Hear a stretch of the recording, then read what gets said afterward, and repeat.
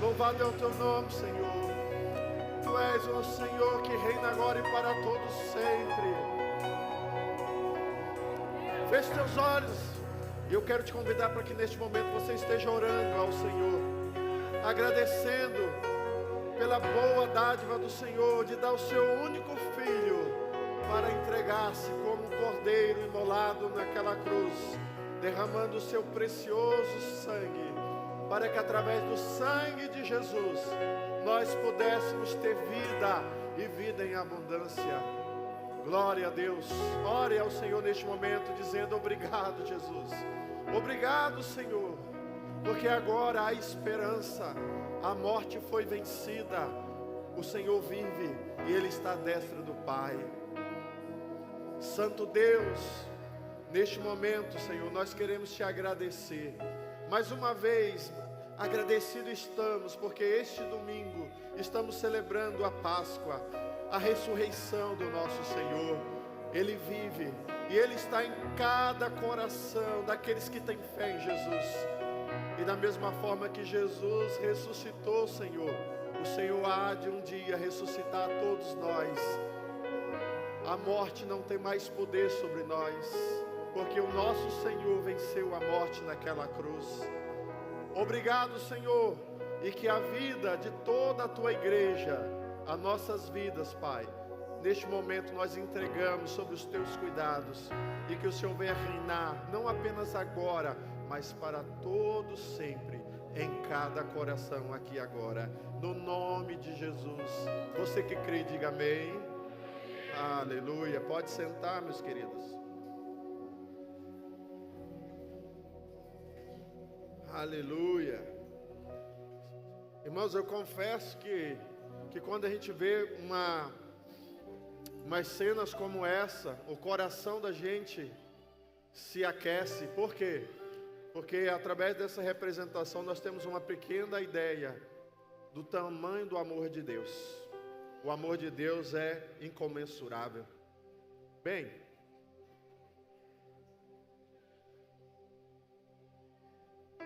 mas eu quero falar com vocês nesta noite sobre a vitória sobre a morte. A vitória sobre a morte. A Páscoa representa a vitória sobre a morte. Por favor, abra sua Bíblia em 1 Coríntios 15, versículo 54. 1 Coríntios capítulo 15, o apóstolo Paulo escreve à sua igreja e ele trata do assunto de ressurreição. E no versículo 54 ele fala sobre algo muito importante. E eu quero convidar você neste momento para que você se concentre na palavra. Preste atenção, por favor. A Páscoa não é um feriado. A Páscoa é uma marca na vida de todo cristão. A Páscoa é a marca da nossa esperança. E a palavra do Senhor, que é eterna, viva e eficaz, declara em 1 Coríntios 15, 54. E quando este corpo corruptível se revestir da incorruptibilidade, e o que é mortal se revestir da imortalidade, então se cumprirá a palavra. Então se cumprirá a palavra que está escrita. E qual é a palavra que está escrita? Tragada foi a morte pela vitória. Tragado foi a morte pela vitória. Agora, olha só, o apóstolo Paulo ele fez uma citação do que está escrito. Quando Paulo citou isso, não foi ele que recebeu a revelação desta frase, está escrito: tragado foi a morte pela vitória. Sabe quem escreveu isso? Foi o profeta Isaías. Abre aí, por favor, projeta, Isaías 25, versículo 8. E olha o que o profeta Isaías declara, amados. Profeta Isaías 25, verso 8, diz: tragará, porque estava naquele momento no futuro, projetando sobre Jesus, e então está escrito: tragará a morte para sempre. Ou seja, a morte, um dia, ela estaria sendo aniquilada para sempre, e assim o Senhor enxugará dos nossos olhos todas as lágrimas de todos os rostos, e tirará de toda a terra o opróbrio, ou seja, a vergonha do seu povo, porque o Senhor falou, e quando o Senhor fala, acontece. Você crê nisso? Você crê que as Escrituras é a palavra de Deus imutável, inerrante, infalível e poderosa? Você crê nisso?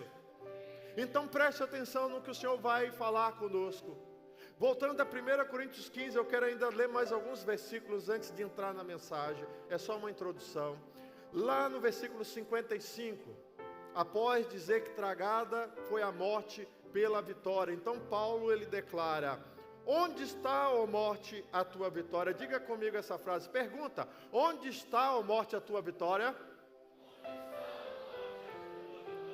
Agora, onde está, ó morte, o teu aguilhão?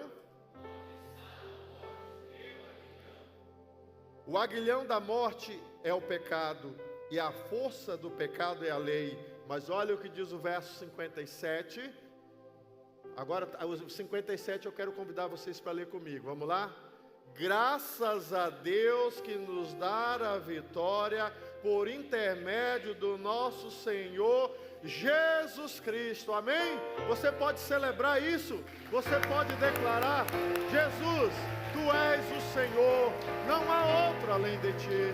Tu reinas não somente no dia que Tu ressuscitou, mas estará para sempre no trono. Amém? Glória a Deus. Agora, amados, o que é a morte? O que é a morte? Eu não vou pedir para ninguém levantar a mão, mas eu quero te fazer uma pergunta, eu quero mexer com você. A pergunta é: você tem medo da morte? Alguns dizem que não tem medo.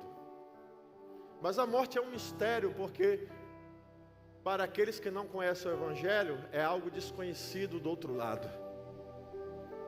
Mas sabemos que a morte causa pavor e dor nas nossas vidas. Por quê? Quantos aqui não chorou em um velório pela morte de um ente querido? Do ente querido, de um pai, da mãe, do avô, da avó, do irmão, de um tio, de um amigo, da esposa, do esposo, do filho, da filha. Quantos aqui não já chorou uma morte? Mas eu quero que você entenda que a morte é algo que Jesus venceu e que todos nós um dia vamos vencer.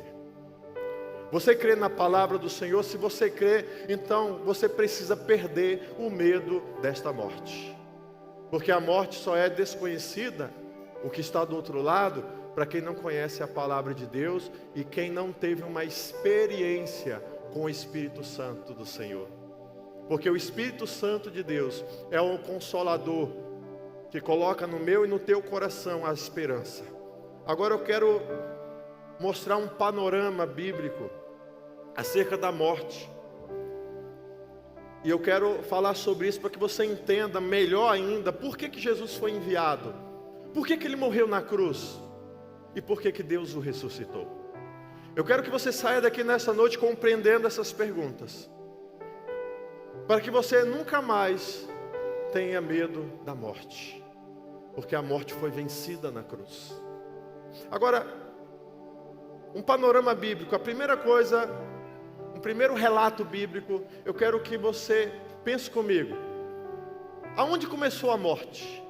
Aonde está a origem da morte? Você já pensou sobre isso? Quem foi o primeiro a morrer? A Bíblia relata que o primeiro a morrer de uma forma trágica foi Abel, porque o próprio irmão tirou a vida do seu irmão. Caim matou Abel. Mas da onde surgiu a morte? A morte, amado, ela surgiu por causa do pecado.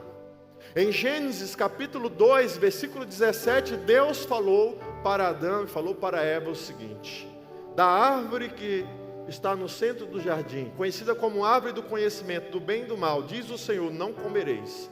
Por quê? Porque no dia em que vocês comeres deste fruto, certamente morrerás. Ou seja, não houve nenhuma sombra de dúvida, talvez morrerá. Não, Deus diz certamente, absolutamente haverá morte. E o que aconteceu no capítulo 3? a história é relatada, eu não vou ficar me aprofundando em todo o relato, porque não é o meu objetivo falar sobre a origem do pecado. Mas o meu objetivo é mostrar para vocês que com o pecado surgiu a morte. A morte não existia antes do pecado. Deus tinha um projeto original na vida do homem, em que o homem foi criado perfeito, sem pecado, não havia morte, o homem era para viver eternamente, de uma forma magnífica e perfeita. Mas Deus, Ele não queria criar um robô, alguém que fosse programado, que não tivesse livre arbítrio para poder voluntariamente obedecer a Deus. Deus então dá ao homem a capacidade e o poder de escolher entre obedecer e desobedecer. E aí o homem foi seduzido e ele então pecou. E aí em Gênesis 3,19, Deus, Ele lança diante do homem o seu decreto. O decreto da morte do homem. O que está escrito lá no verso 19 do capítulo 3. No suor do teu rosto comerás o teu pão, até que chegue o dia, um dia em que você tornará a terra, pois dela fostes formado, porque tu és pó, e ao pó tornarás. Então sabemos que todos nós tornaremos pó. E é interessante você avaliar, nós estamos no ano 2025, certo? Mas você já parou para pensar que há 100 anos atrás, todas as pessoas que existiam já morreram? Exceto alguns que estão com mais de 100, uma minoria. Mas vamos colocar 150 anos atrás. Não tem ninguém vivo. Todos morreram dali para trás, desse período para trás. Sabe o que significa? Que daqui 150 anos, nenhum de nós estará aqui. Nenhum de nós. Agora a grande pergunta que eu e você precisamos ter para responder para nós é: aonde nós estaremos? Aonde nós estaremos? Você já parou para pensar sobre isso? Mas vamos responder isso mais para frente. Em Romanos capítulo 5, versículo 12, nós temos um texto, um versículo que resume de uma forma muito objetiva a questão da origem da morte. Em Romanos 5,12 está escrito: portanto, assim como por um só homem entrou o pecado no mundo, que no caso é Adão, e pelo pecado então veio o quê? A morte. Então assim também a morte passou a todos nós, os homens, gênero humano, porque todos nós pecamos. E em Romanos 6,23 diz que o salário do pecado é a morte. Então, tem alguma dúvida de que a morte surgiu por causa do pecado? Não. A Bíblia deixa isso muito bem claro. Agora, um segundo relato bíblico sobre a morte e quais foram as consequências que a morte trouxe para nós? Você já parou para pensar que até hoje nós experimentamos e vivenciamos situações que é decorrente das consequências da morte? Quantas pessoas aqui, por exemplo, sofrem de alguma doença crônica? Hipertensão, diabetes ou outro tipo de enfermidade? Eu acredito que algum dentre nós deve estar passando por algum tipo disso, porque a idade nos leva a ter algumas doenças, não é verdade?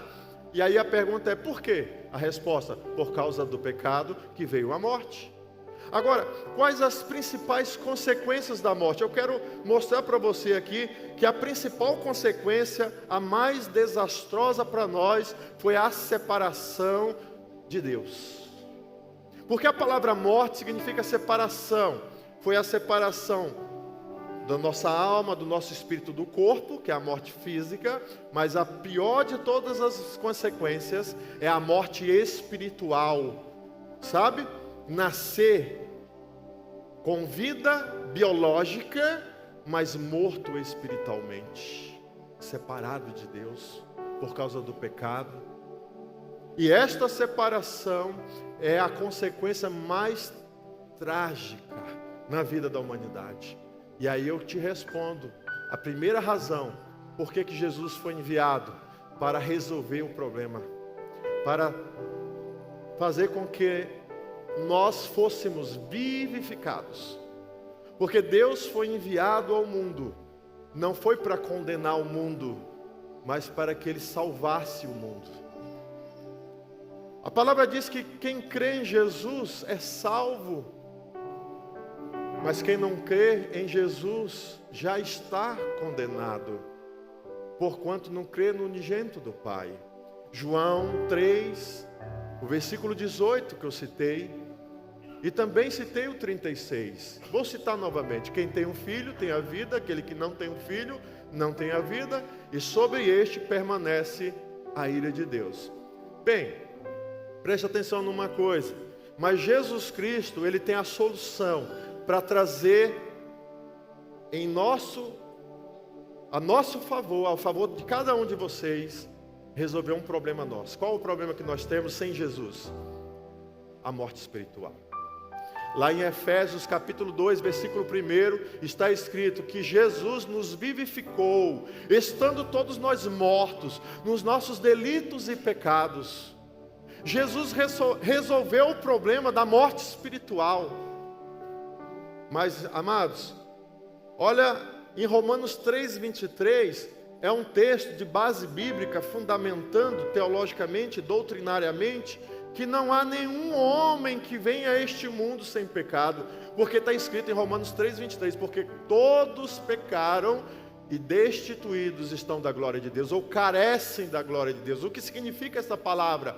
O que é a glória de Deus? A glória de Deus, irmãos, é o estado original, da qual Adão experimentou e que ele perdeu com o pecado. Mas quando nós temos um encontro com Jesus, esta glória é colocada em nós pelo Espírito Santo que nos é dado.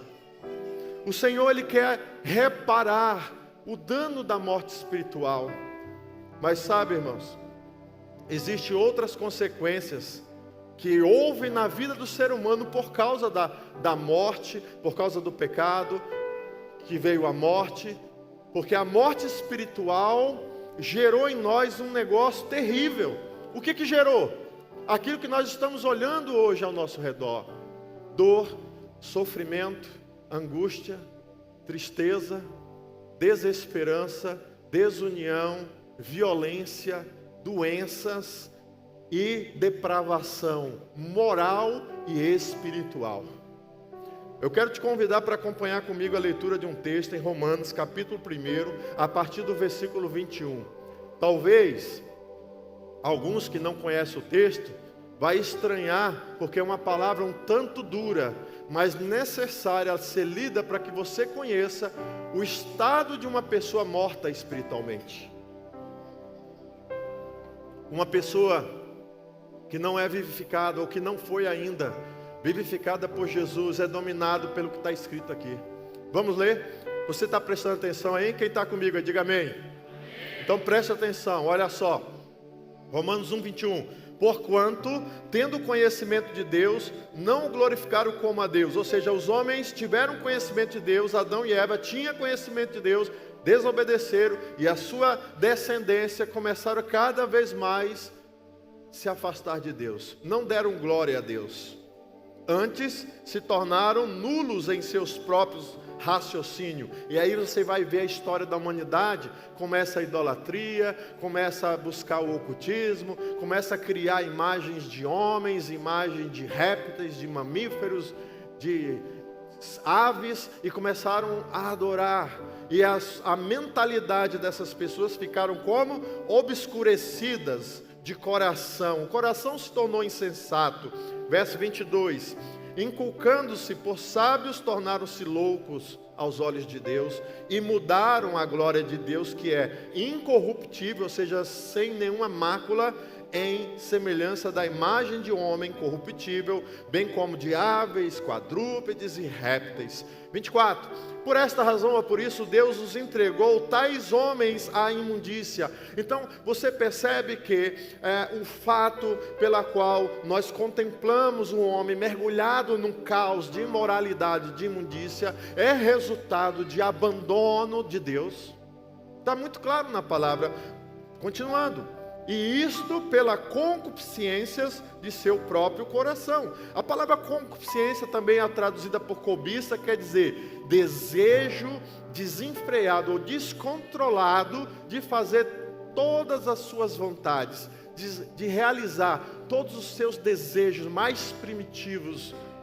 E os homens se entregaram a isso por causa do seu coração, que estava totalmente morto espiritualmente e corrupto, para desonrarem o seu próprio corpo entre si. E olha o que diz o verso 25: pois eles mudaram a verdade de Deus em mentira, inverteram os valores. Não, tudo que Deus falou e ensinou para os nossos antepassados é mentira, a verdade agora é essa. Então mudaram a verdade de Deus em mentira. E o que eles começaram a fazer? Idolatria, adorando e servindo a criatura em lugar do Criador. E o Criador é bendito eternamente, amém? Amém. Verso 26, olha, vai começar a ficar pior ainda o estado do homem. Por causa disso, o Senhor os entregou a paixões infames, porque até as mulheres mudaram o modo natural das suas relações íntimas ou sexuais. Por outro lado, contrário à natureza.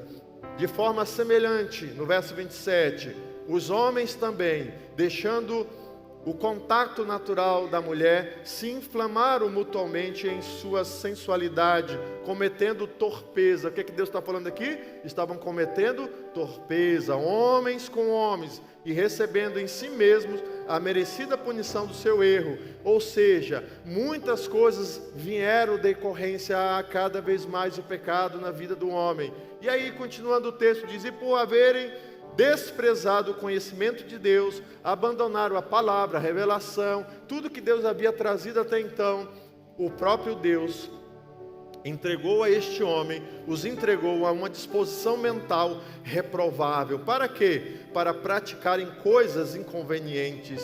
E aí, este coração humano começou a ficar cheio de toda a injustiça, seja injustiça social, injustiça dos direitos, etc., de malícia, de avareza, que é a idolatria, o amor ao dinheiro, de maldade aos outros, e também está escrito possuídos de inveja, homicídio, contenda, dolo e malignidade. E está aqui, irmãos, difamadores, caluniadores, aborrecedores de Deus, insolentes, soberbos, presunçosos, inventores de males. E olha o que está falando aqui: desobediente aos pais, insensatos, pérfidos, sem afeição natural e sem misericórdia. Ora, conhecendo eles a sentença de Deus, que são passíveis de morte. São passíveis de morte. Por que eles são passíveis de morte? Por causa do pecado. Porque o pecado fez com que eles perdessem a vida com Deus e levassem eles a viver a sua própria vontade. E agora, cada vez mais, o homem se distanciando de Deus. E a palavra morte é separação. O resultado é a morte física, é a morte espiritual. São passíveis de morte os que tais coisas praticam. E uma coisa que chama a atenção também, não somente os que praticam, mas também, certo? Aqueles que aprovam os que tais coisas procedem. Então, o que nós percebemos aqui está falando, irmãos, a depravação do homem. E eu não quero ser de forma nenhuma, não é a minha característica, eu não sou agressivo. Não é, Deus não é agressivo, a palavra de Deus não é agressiva, com muito amor, mas a palavra do Senhor declara que relações sexuais, homoafetivas, não é a vontade de Deus, nunca foi o projeto de Deus, é contrário à lei de Deus. E Deus, Ele é contrário a isso, tanto também a relações héteros, ou heteroafetiva, ou entre um homem e uma mulher, fora do plano de Deus. Que relação é essa? Fora do matrimônio. Certo? Então é muito importante a gente entender isso. Agora, por que eu estou falando disso se a gente está falando de vitória sobre a morte? Eu estou dizendo isso porque a vitória sobre a morte se deu porque Jesus veio remover toda essa imundícia da gente, para que a gente fosse transformado à imagem de Jesus Cristo, pelo Espírito Santo que nos regenera, que nos transforma, nos cura e nos liberta. Então, amados, nós falamos aqui a origem da morte, as consequências da morte, mas eu quero avançar porque o meu objetivo principal é falar sobre Jesus. Jesus foi enviado para vencer a morte, para aniquilar a morte. Agora eu quero te mostrar um texto muito interessante. Lá em Hebreus 2, capítulo 2, verso 14. Abra sua Bíblia aí. Quem está com a Bíblia, quem não tiver com a Bíblia, acompanha no telão. Hebreus 2, 14. É interessante esse texto. Está escrito: visto, pois, que os filhos têm participação comum de carne e sangue. Vou parar aqui para explicar, porque é um texto, se eu ler e não explicar, você não vai entender. Visto, pois, que os filhos têm participação comum de carne e sangue. Sabe o que significa? Que todos nós fomos gerados no ventre da nossa mãe. Correto? Sim ou não? Ok. E quando uma criança nasce, ela nasce gerado do que? Carne e sangue. Nós recebemos carga genética, recebemos sangue, e é formado ou constituído de uma forma milagrosa até, eu vou dizer isso, um ser humano, através de células. E aí é desenvolvido até o ponto de nascer. E quando nasce, independente se é parto normal ou cesárea, sempre vai envolver carne e sangue. É ou não é? Certo. Então significa que isso é característica do ser humano. Agora é importante você entender isso, porque agora você vai começar a entender por que Jesus teve que morrer na cruz. Olha, continua a sequência do texto. Destes também ele quem? Jesus. É só olhar os versos anteriores, está falando dele. Deste também Jesus, também ele, igualmente participou, para que, por sua morte, presta atenção, Jesus teve que também nascer de carne e sangue. Ele participou da natureza humana, ele encarnou. Eu vou dar uma pausa aqui para pegar um outro texto bíblico, que está lá em Filipenses, capítulo 2, no verso 8. É 8. O que está escrito em Filipenses 2,8?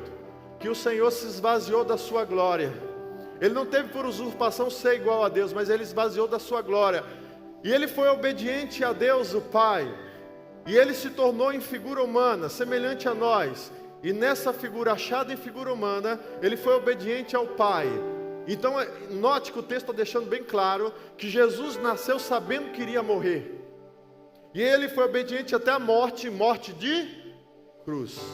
Agora, uma outra coisa importante que nós precisamos entender é que o Senhor sabia, lá em 1 Pedro, no capítulo 1, verso 18, está escrito assim, ó: não são por coisas corruptíveis que nós somos resgatados ou libertos da nossa vã maneira de viver, como por tradições recebemos dos nossos pais. E olha, aqui abre um parênteses, sabe? Negócio de religião. Religião não salva ninguém. Religião, nós somos a nossa denominação aqui é batista, ok? Mas você acha que o fato de pertencer a uma igreja batista salva alguém? Não, não salva. Se você é batista e não tem Jesus, você vai perecer. Só é salvo quem tem Jesus no coração, quem nasceu em Jesus Cristo. Religião não salva. Então muitas vezes recebemos de tradição do pai e da mãe. A da igreja tem que ser, eu nasci na igreja tal, vou morrer na igreja tal. Não, irmãos, a gente tem que entender que nascemos mortos nos nossos delitos e pecados, e nós precisamos nascer de novo. Jesus disse que quem não nascer da água e do Espírito não entra no reino de Deus. Então nós precisamos nascer de novo, importa nascer de novo, é o que ele falou. Não foi com coisas corruptíveis como prata ou ouro, ou seja, nós não temos como comprar salvação, muitas vezes recebido de uma tradição dos pais, mas nós somos, irmãos, salvos pelo Cordeiro de Deus, imaculado, sem mácula, sem mancha, nem ruga, e que ele foi morto por nós antes da fundação do mundo. Ou seja, Jesus já sabia que ia morrer, e voluntariamente, voltando agora para Filipenses 2, ele foi morto, e morte de cruz. E aí agora voltando a Hebreus, que nós estamos lendo, capítulo 2, versículo 14, Jesus teve que participar da natureza humana. E aqui agora vem um ponto interessante. Ele diz que por sua morte, deixa eu voltar aqui só um pouquinho. Aqui eu vou pegar o versículo novamente para vocês se familiarizar. Hebreus 2,14. Hebreus 2,14.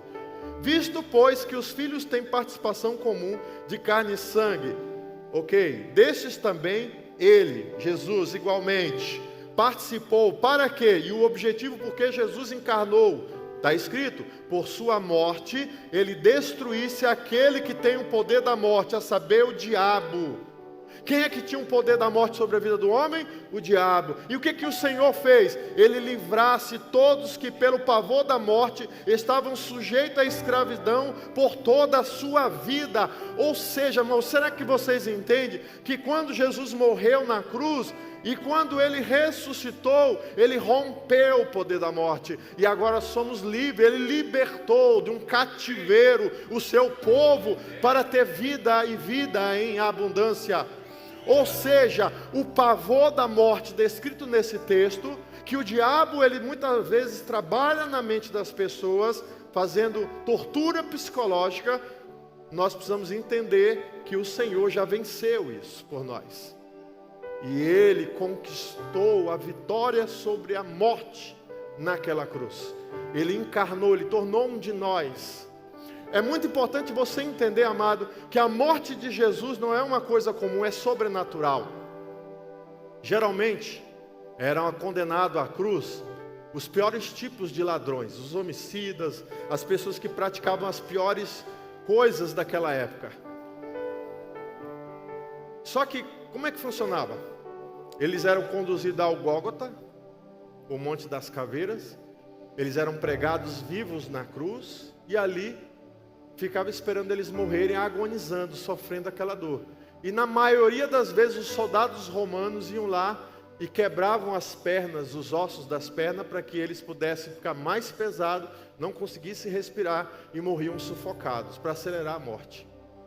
Só que tem uma profecia messiânica, que diz que nem um osso de Jesus seria quebrado. Sabe por quê? Porque Deus tinha um plano na vida de Jesus. E antes de ser crucificado, ele teve que passar por algumas chibatadas. O chicote tinha preso nas suas extremidades por cerca de 1 metro. O chicote era muito mais que 1 metro, mas de 1 metro final. O metro final do chicote tinha pedaços de ossos e metais, que quando batia e encostava, rasgava a pele. E os nervos e os músculos de Jesus ficaram expostos ao ponto de ver até os próprios ossos. E ele sangrou, perdeu muito sangue. E ali, quando ele estava carregando a cruz, ele já estava exausto, ao ponto que ele não conseguiu carregar a cruz. Alguém ajudou a conduzir. E quando ele foi crucificado no madeiro, lançaram uma lança no seu lado, no seu abdômen, e saiu sangue e água.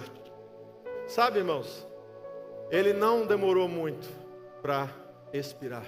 Ele não demorou muito para falar: Pai, entrega o meu espírito, nas tuas mãos entrega o meu espírito.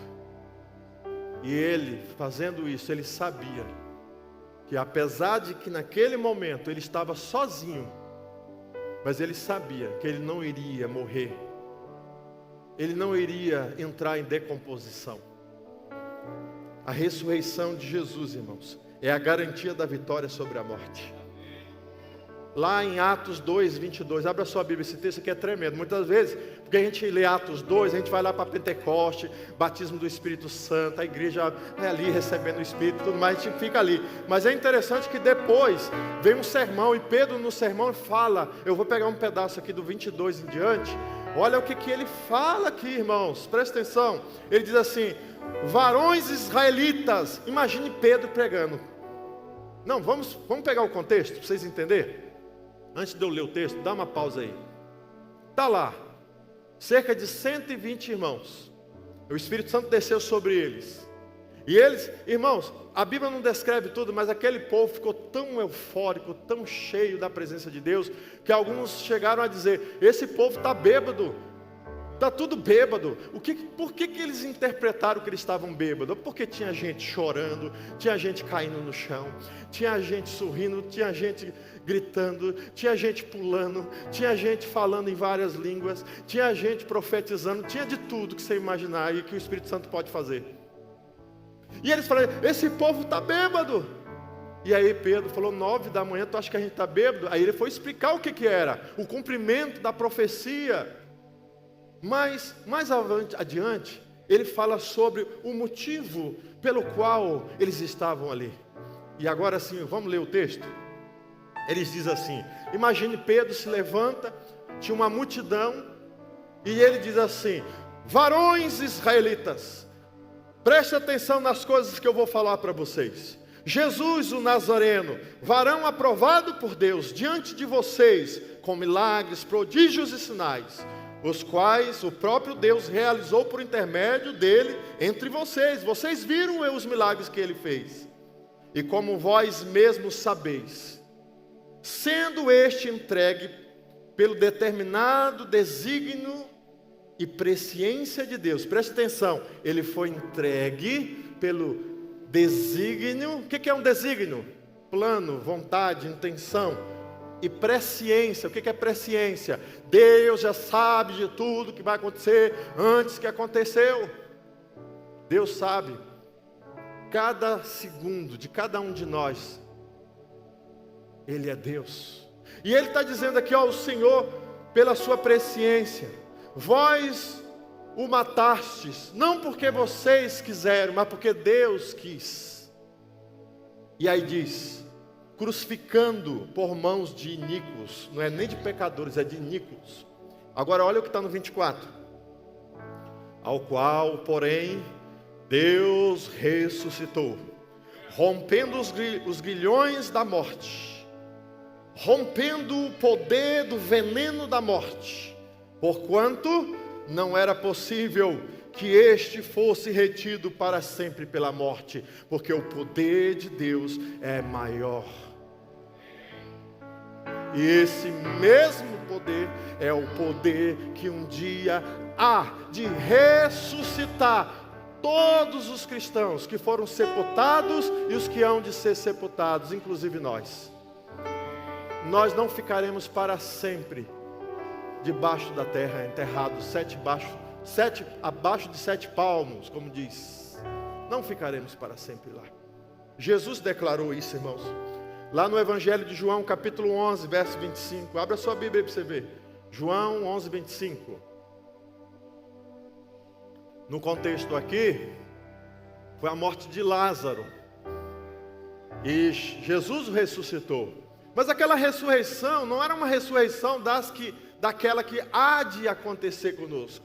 Foi uma ressurreição provisória, temporária, para cumprir um propósito, para que as pessoas soubessem que Ele é o Filho de Deus.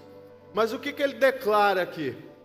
Ele diz, João 11, 25, disse Jesus, eu sou a ressurreição e a vida, quem crê em mim, ainda que morra, viverá. E todo aquele que vive e crê em mim, mesmo que morrendo, mesmo que ele morrerá, mas ele não morrerá eternamente. Você crê nisso? É o que a palavra do Senhor declara. Então, amados, Jesus venceu a morte pela glória de Deus Pai.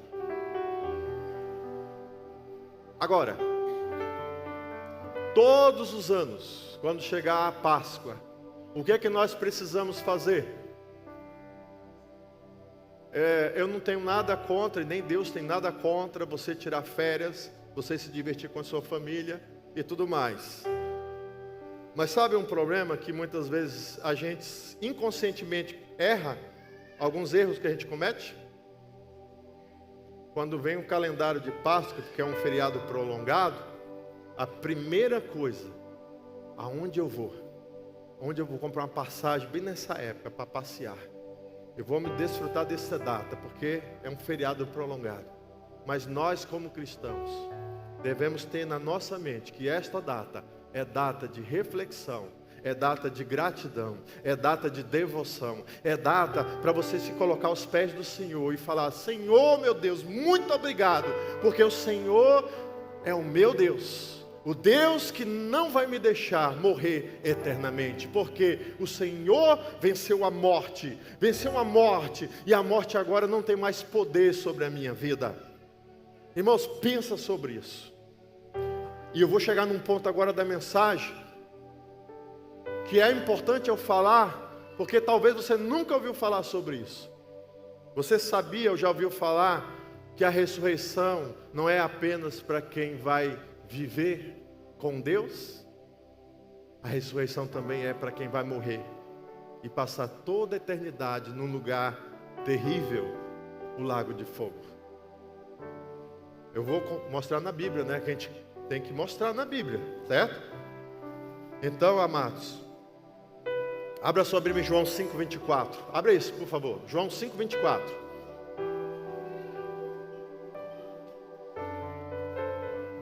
Encontraram? Amém? Amém ou não amém? Vamos lá, presta atenção.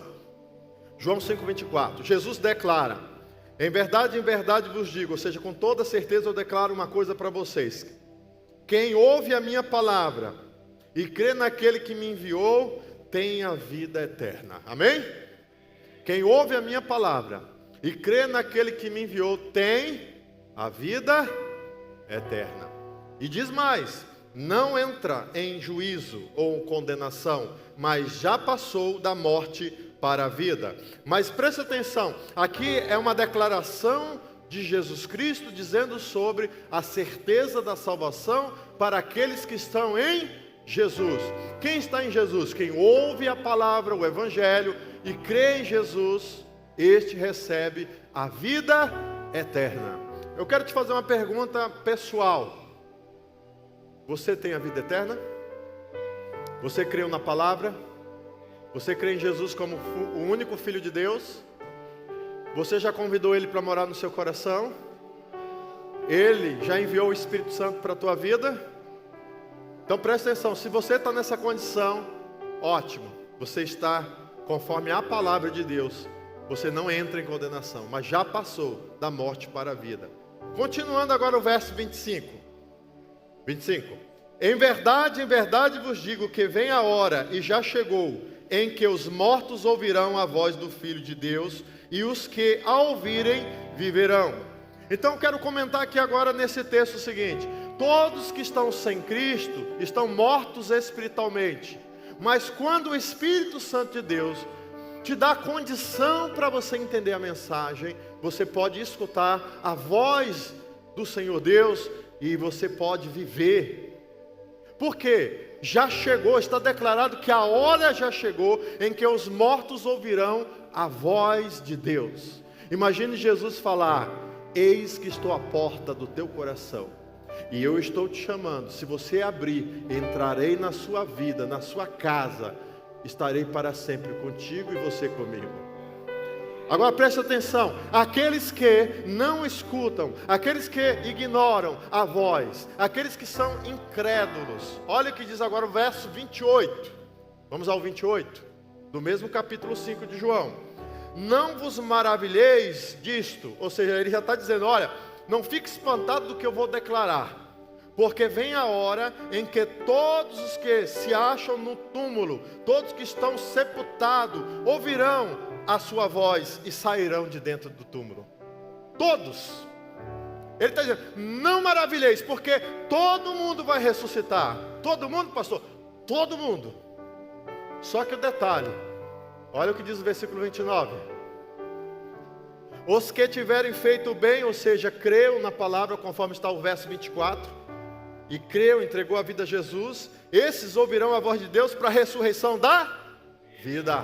Porém, os que tiverem feito mal, praticado mal, ou seja, a incredulidade, a desobediência, para a ressurreição do juízo. Aí você pergunta: mas como assim? Ressurreição do juízo? Sim. Vamos agora a Apocalipse, que você vai ver quando isso vai acontecer e como vai ser. Apocalipse capítulo 20, verso 11. Abre a sua Bíblia aí. Tem gente que não gosta do Apocalipse, mas é as escrituras, a palavra de Deus, a gente tem que ler. Vamos lá. Apocalipse 20, 11, diz assim: eu vi um grande trono branco, e aquele que estava nele assentado. É Jesus, irmãos, imagine Jesus sentado no grande trono branco. Mas da presença dele, cuja presença fugiram a terra e o céu, porém não se achou lugar para eles. Ou seja, não tem como fugir da presença do Senhor no dia do trono branco. Todos vão ter que encarar face a face a Jesus. Todos, sem exceção. Verso 12. Vi também Os mortos. Quem está aqui? Os mortos. Quem que Jesus viu? Os mortos. Os grandes e os pequenos. Aqui pode ser interpretado tanto adultos quanto pessoas de estatura pequena, crianças, adolescentes, enfim. Mas também pode ser interpretado como classes sociais. Grandes e pequenos. Postos em pé, diante do trono. Então se abriram os livros. E também se abriu um outro livro. O livro da vida foi aberto. E os mortos foram julgados segundo as suas obras, conforme o que constava, o que estava escrito naqueles livros. Verso 13. Deu o mar os mortos que neles estavam ali. Ou seja, lembra da história do Titanic? Todos que morreram no Titanic, só para vocês entenderem, esses mortos estarão ali. Não importa se o corpo foi queimado, se foi afogado, se os peixes comeram, se está na terra e virou pó, não importa. Verso, continuando, a morte e o além entregaram os mortos que neles haviam, e foram julgados um por um, segundo as suas obras. Verso 14. Então a morte e o inferno foram lançados para dentro do lago de fogo. E esta é a segunda morte, o lago de fogo. E se alguém não foi achado escrito o seu nome no livro da vida, este também foi lançado para dentro do lago de fogo. Eu falei, é um texto pesado. As pessoas não gostam muito de ouvir esse texto, mas é necessário você ter esse conhecimento. Haverá ressurreição de vida, mas também haverá ressurreição de morte. Aí agora a grande pergunta é, você está preparado para ressuscitar em vida, ou você ressuscitará em morte? Eu não estou julgando ninguém, quem julga é Deus, mas Deus, o Espírito Santo, julga os nossos corações. E o Espírito Santo de Deus nos convence do pecado, da justiça de Deus e do juízo. E o que o Espírito Santo sussurra no seu ouvido neste momento? O que ele diz para você? Você é bem-aventurado, você está comigo, porque você confessou a Jesus diante dos homens, agora também Jesus confessará o teu nome diante do Pai. Ou você está ouvindo, meu filho, se arrepende, entrega a sua vida a Jesus, porque amanhã pode ser tarde. Jesus, Ele morreu na cruz, Ele ressuscitou, mas Ele ressuscitou para conceder a nós o poder de entregar a vida a Ele, viver e desfrutar do grande amor dEle. Agora, amados, para a gente ir para a reta final dessa mensagem, a vitória de Jesus sobre a morte nos dá sentido, nos dá direção, nos dá consolo e esperança. Vamos ler o texto da ressurreição da vida. Eu falei sobre a ressurreição da morte, mas o que Deus planejou para você? Ele planejou para você vida ou morte? Vida. Porque está escrito, Deus não tem prazer na morte do homem. Antes, o prazer de Deus é que o homem se converta dos seus maus caminhos e seja salvo. É o que está escrito. Agora, vamos lá, 1 Tessalonicenses 4,13. Abre aí a sua Bíblia ou acompanha aqui. 1 Tessalonicenses 4,13. Está escrito: não queremos, porém, meus irmãos, que vocês sejam ignorantes, ou seja, sem conhecimento, acerca ou a respeito daqueles que morreram ou que dormem, para que vocês não se entristeçam como os demais, que não têm esperança. Você já viu, quem já foi aqui em velório de crente? Velório de crente, há choro? Sim. Há tristeza? Sim. Há desespero? Não. Por quê? Porque há esperança. Porque há sentido, porque há propósito. O Senhor, Ele prometeu: você que crê em mim não morrerá eternamente, mas eu tenho vida para você. Você lembra do ladrão do lado da cruz de Jesus? Jesus declarou para ele: hoje mesmo estarás comigo no paraíso.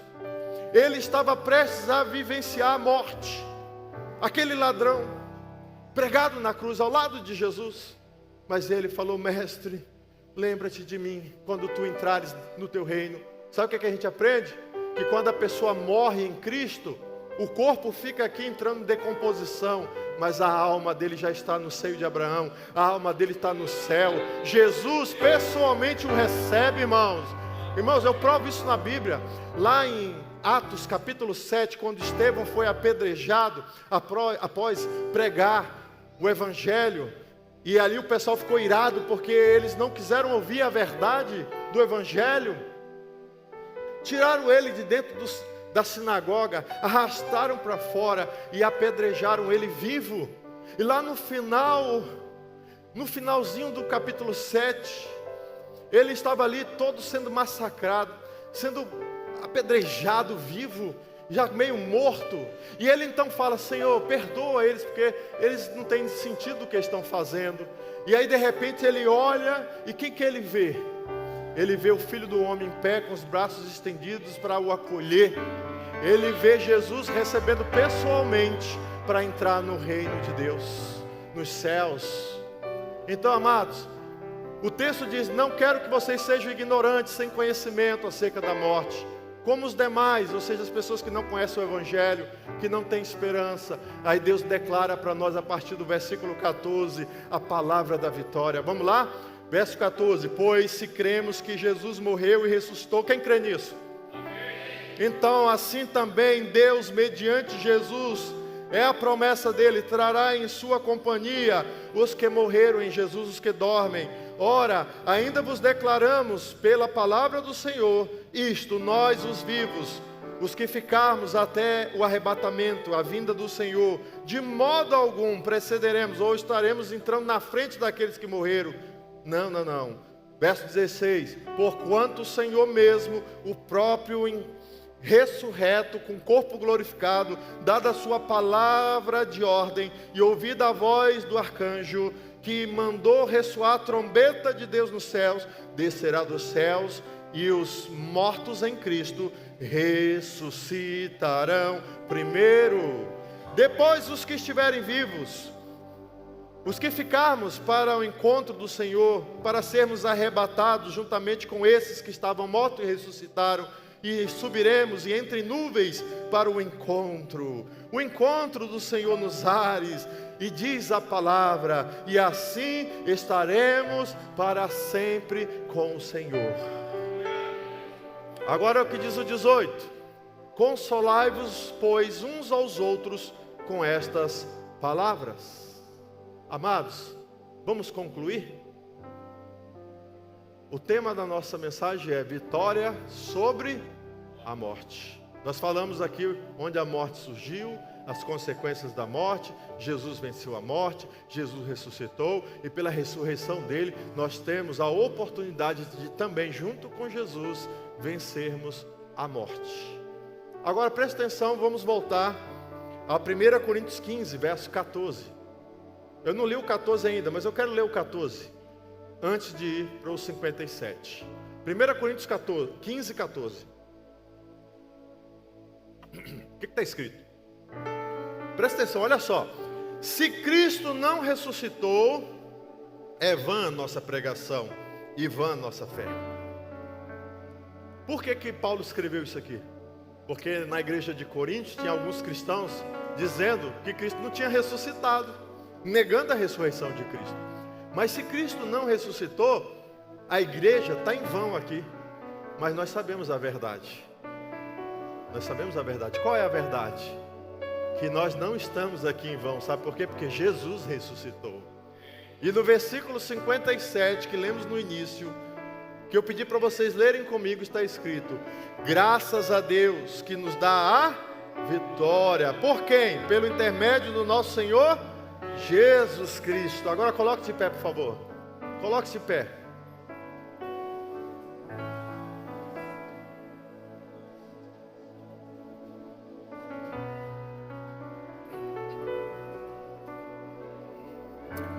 Amados irmãos, a vitória de Cristo não anula o nosso sofrimento. Presta atenção. A vitória de Cristo na cruz, na sua ressurreição, não anula o nosso sofrimento, certo? No nosso sofrimento presente, não anula. Só que também a morte e a ressurreição de Cristo transforma o nosso túmulo em um momento de passagem. Não é permanente, é um momento de passagem. Não é um momento de derrota. Tem pessoas aqui que ainda é afetado pela morte de um ente querido. Mas eu quero que você entenda, se teu parente, teu ente querido morreu em Jesus, ele não foi derrotado. Este é um vitorioso. Por essa razão, irmãos, nós também precisamos entender que assim como Jesus vive, nós também viveremos. E o que eu quero que você entenda é que você tem que sair daqui nesta noite à luz da palavra, não porque eu quero, mas porque Deus declarou na palavra que nós precisamos sair daqui com o nosso coração cheio de fé, de esperança, porque Jesus, Ele tem uma palavra profética sobre a tua e a minha vida. Qual é a palavra profética? A palavra profética é o seguinte, que assim como Deus ressuscitou Jesus dentre os mortos, você, cada um de vocês, ressuscitarão também, pelo poder de Deus, o nosso Pai, amém?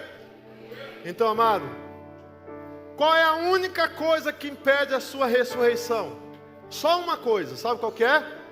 Falta de fé, incredulidade. Só que o Senhor, Ele quer derramar fé no seu coração. Então, neste momento, que você possa ter o seu coração cheio de fé e creia na mensagem da cruz, creia na mensagem da ressurreição de Jesus. Jesus é tão maravilhoso, irmãos, que na cruz Ele falou, a primeira palavra da cruz: Pai, perdoa porque esse povo não sabe o que faz. Ele falou: Tetelestai, está pago, está quitado, não há dívida. Sabe o seu pecado e o meu pecado? Jesus pagou naquela cruz. Se você entregar a sua vida ao Senhor, a sua dívida é quitada, porque aquela cruz foi para quitar, para pagar os nossos pecados. Aquela cruz representa o pecado de toda a humanidade, mas o amor de Deus cobriu uma multidão de pecados. Sabe o que Jesus também falou na cruz? Ele falou na cruz que Ele estava entregando ao Pai o seu Espírito. E sabe o que é que nós podemos fazer? Nós precisamos também entregar o nosso Espírito ao Senhor.